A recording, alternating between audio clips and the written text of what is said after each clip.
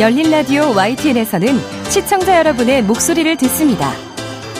참여 신청과 의견은 유료 문자 샵 0945, 우물정 0945나 YTN 라디오 프로그램 열린 라디오 YTN 게시판을 통해 남겨주세요. 네, 이번 순서는 미디어 비평인데요. 오늘은 송경재 상지대 사회적경제학과 교수와 전화 연결돼 있습니다. 교수님, 안녕하세요. 네, 안녕하세요. 송경재입니다. 네. 자, 이번 한 주 이른바 윤석 열차로 불거진 표현의 자유 논란이 거셌는데요. 얼마 전 한 만화축제의 학생 공모전에서 윤석열 대통령과 김건희 여사로 보이는 여성의 모습을 풍자한 수상작에 대해서 관할 주무부처인 문화체육관광부의 대응이 논란이 됐어요. 네, 다소 당황스러운 사건이라고 할 수 있는데요. 잠시 내용을 짚어보자면 제23회 부천 국제만화축제 금상수상작에 윤석열차라는 제목의 작품이 올라 전시됐습니다. 네.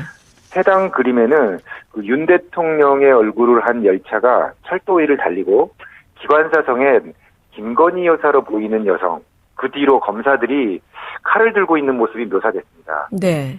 이에 대해 문화체육관광부는 정부 예산으로 진행된 전시회인데 규정을 어겼다. 그래서 이번 행사를 주최한 한국만화영상진흥원을 엄중 경고하고 나섰습니다. 문체부는 정치적 의도나 타인의 명예를 훼손한 작품은 결격 사유에 해당한다는 응모 요강을 주최 측이 어겼다고 지적했는데요. 네.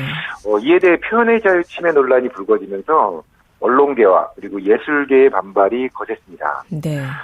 노컷뉴스는 10월 5일자 뒤끝 장렬, 개그를 다큐로 받아들인 세상이란 기사를 통해 비판에 나섰습니다.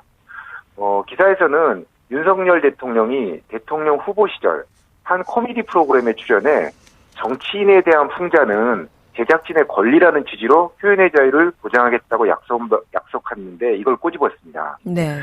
이 문제가 된 윤석열차의 만화 작품을 그린 학생이 이제 19살이라고 하더라고요. 그렇습니다. 고등학생. 네. 너무 어린 학생의 어떤 이런 작품을 정색하고 보는 건 아니냐, 이런 의견도 있던데, 근데 대통령은 사실 이전에 이게 풍자가 저작자의 권리이자 표현의 자유라고 밝혔는데, 문체부는 반대로 이를 좀 막아서는 모양새가 돼버렸는데요. 네. 지금 문체부는 현재 이 작품의 정치적 의도뿐 아니라 사실은 뭐 표절 아니냐, 이런 의혹도 제기하고 있어요. 그렇습니다. 예.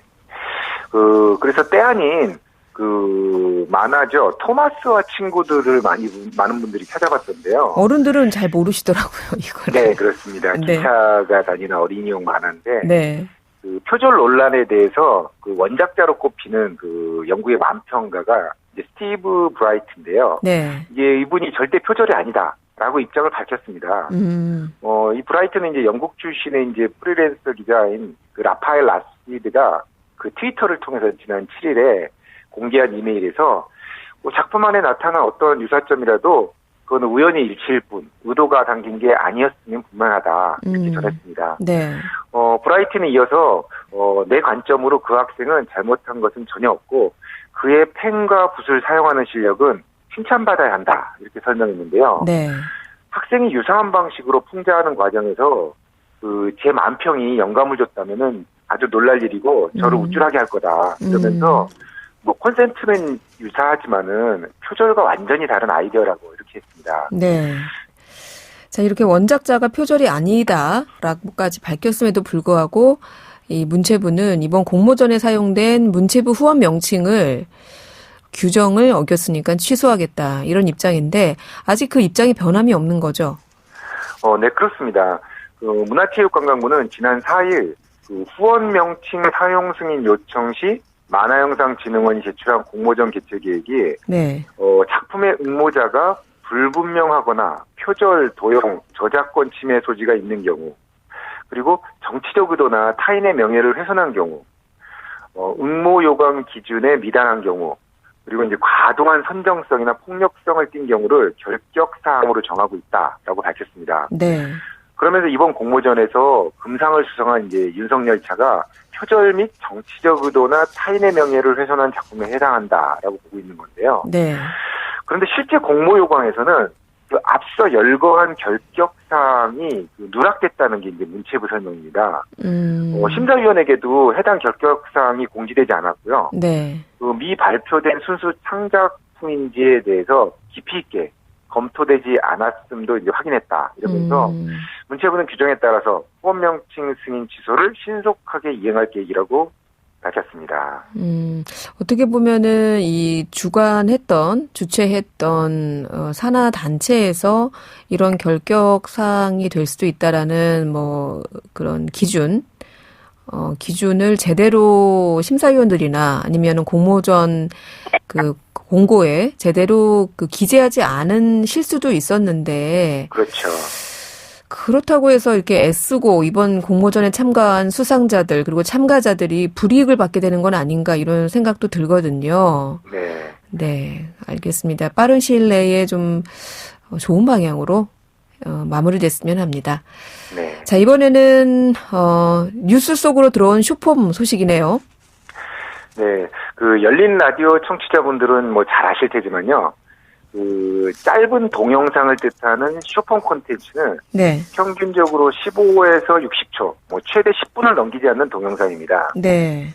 소셜 미디어로 잘 알려진 틱톡이 시도한 이 쇼폼의 인기가 높아지면서 그 열풍이 불었고요. 뭐 노래와 댄스를 따라하는 챌린지 형태로 많이 접하셨을 것 같습니다. 네. 틱톡이 선풍적인 인기를 끌자 그 인스타그램은 릴스라는 서비스, 그리고 유튜브는 쇼츠라는 이름으로 짧은 동영상 콘텐츠를 제공하는 중입니다. 네. 저희 YTN 라디오도 요즘 유튜브에 그 인터뷰 콘텐츠를 쇼츠로 그렇죠. 네, 업로드하고 있는데 뉴스 서비스를 이런 쇼폼으로 제공한다.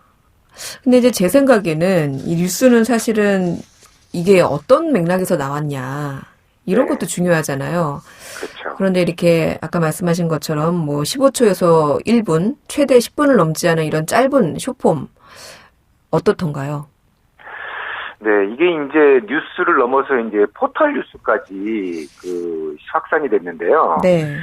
지난 8월 말부터 이제 다음이 포털 뉴스를 개편하면서 그 오늘의 숏이라는 그 탭을 만들어서 1분 내외의 쇼폼 동영상을 제공하고 있고요. 네. 최근에 네이버도 유사한 서비스가 시작됐습니다.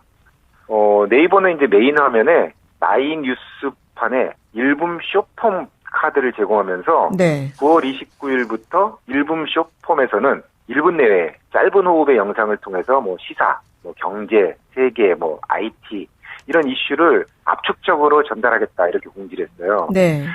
네이버는 이제 공지에서 1분 쇼폼의 기대 효과까지도 밝혔는데 영상 클릭 후에 뷰어창을 위로 스크롤해서 연관 영상을 연속적으로 소비할 수 있어서 뉴스 전달이 더 용이해질 거다라는 거예요.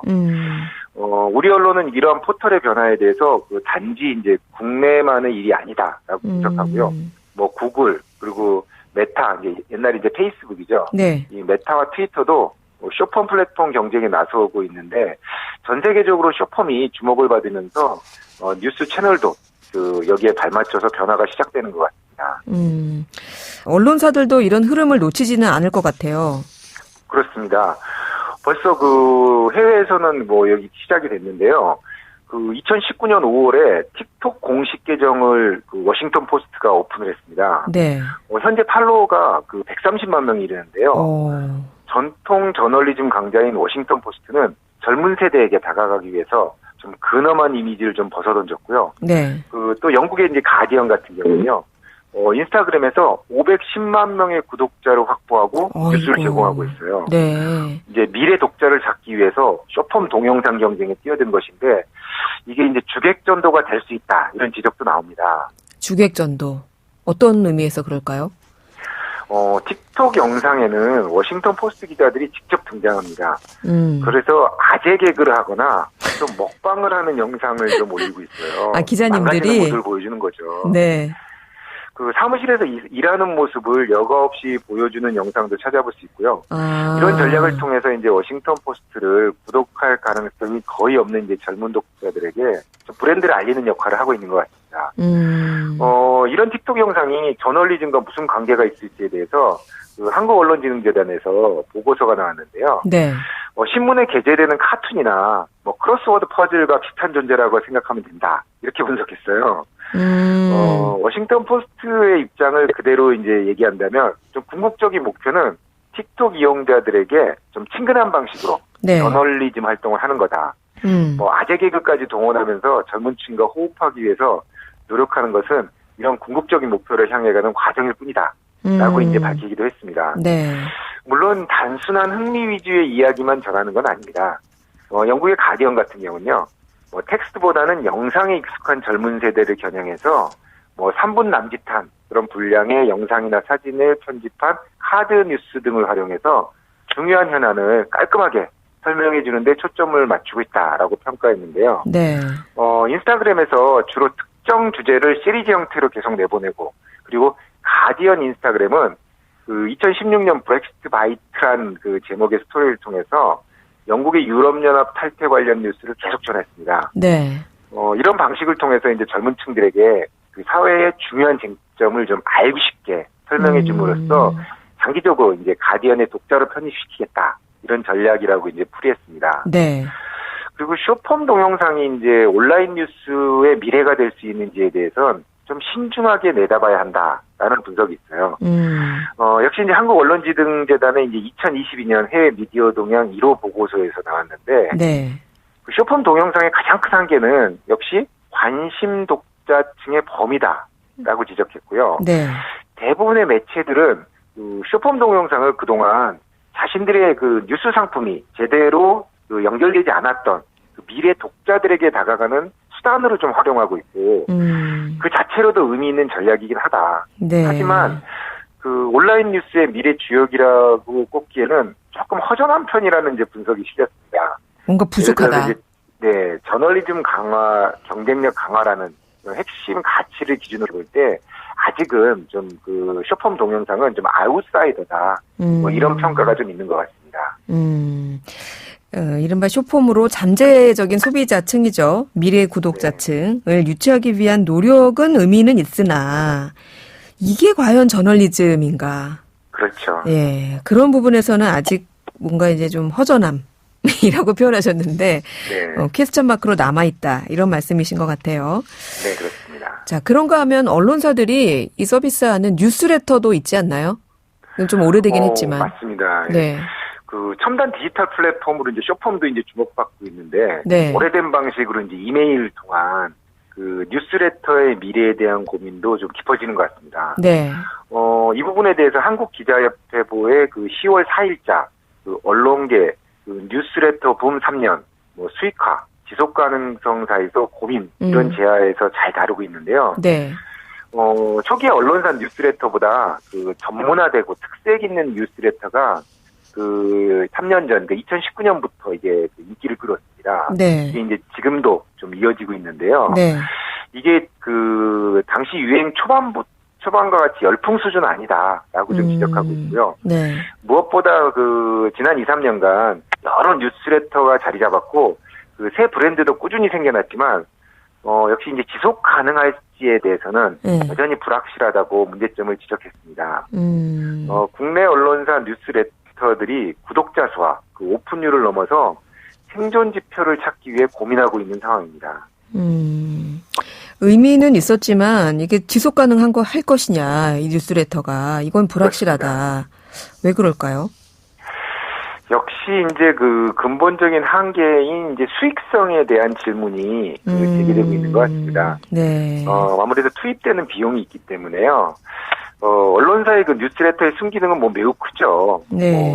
신문이나 TV, 뭐 포털 이런 기존 플랫폼에 이메일이나 유통창구를 이용해서 정말 디지털 구독자를 확보해서 멤버십을 만든다라는 장점이 있습니다. 네. 그리고 이제 또 특정 주제의 전문성을 가지고 제작할 때 더 큰 관심과 그리고 만족감도 느낄 수 있는데요. 네.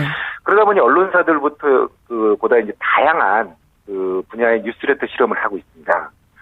대표적으로 이제 그 매일경제 같은 경우는요. 네. 뭐 IT나 테크, 스타트업, 뭐 혁신경제, 주로 이제 미래 산업들이죠. 네. 이걸 바탕으로 해서 미라클 레터가 발간되고 있는데요. 미라클 레터. 예, 이게 2019년 4월 달에 1호로가 나온 이후에 현재 구독자가 6만 5천 명에 달할 정도로 큰 성공을 거뒀습니다. 한겨레도 뉴스레터를 통해서 그 새로운 독자층과 소통하고 있는데 네. 한겨레 뉴스레터 구독자의 70%가 2030 세대로 알려지고 있어서 상당히 고무적이다라고 평가하고 있습니다. 네. 그런데 이제 앞서 이야기한 바와 같이 역시 수익성이 여전히 이제 뉴스레터가 직면한 문제인 것 같습니다. 네. 뉴스레터엔 머라노를 만드는 국제신문이 있는데요. 네. 부산의 이제 언론사인데. 네. 오프라인에서 활로를 찾고 있다. 이런 하나의 사례가 나오고 있습니다. 네. 국제신문은 이 머라노라고 하는 뉴스레터와 함께 머라노 클래스를 오프라인에서 이제 수익 사업의 테스트베드로 삼아서 이른바 낙과 인문학의 만남을 주제로 특강을 진행하고 있습니다. 네. 이게 이제 다양한 방식의 이제 수익 모델을 찾기 위한 이제 노력을 하고 있다라는 평가인데요. 네. 중앙일보도 이제 팩플래터라고 하는 뉴스레터가 있는데 네. 이게 이제 회사 차원에서 이제 이번에 유료화 서비스에 포함된 것으로 알려지고 있고요. 네. 조선일보 같은 경우는 이제 스타트업이라는 뉴스레터가 있는데 이미 올 초에 유료화를 시작했습니다. 스타트업은 2020년 3월에 시작해서 주 3회씩 무료로 발행해 오다가 네. 지난해 말에 이제 구독자 1만 명이 도달하면서 유료 구독 시스템을 드디어 이제 도입한 겁니다. 네. 일부 언론사들이 선도적으로 이 뉴스레터를 유료화하고는 있지만 아직은 이게 어떤 수익 모델로 정착할 것인가 이것에 대해서는 아직은 조금 이른 시기가 아닌가 이런 내용입니다. 근데 저는 사실 이 뉴스 서비스가 유독 우리나라에서는 독자들에게 뉴스는 무료 아닌가 좀 이런 인식이 있는 것 같아요. 그렇습니다. 예, 이런 인식도 고정관념으로 남아 있어서 이게 이제 수익성으로 발전하는 데는 조금 어려움으로 다가오는 것이 아닌가 싶은데 뭐 그만큼 언론사들이 정말 어디에서도 볼 수 없는 값어치 있는 정보를 얼마나 제공하느냐 이것도 성패의 주요 요인이 되지 않을까 싶네요. 그렇죠.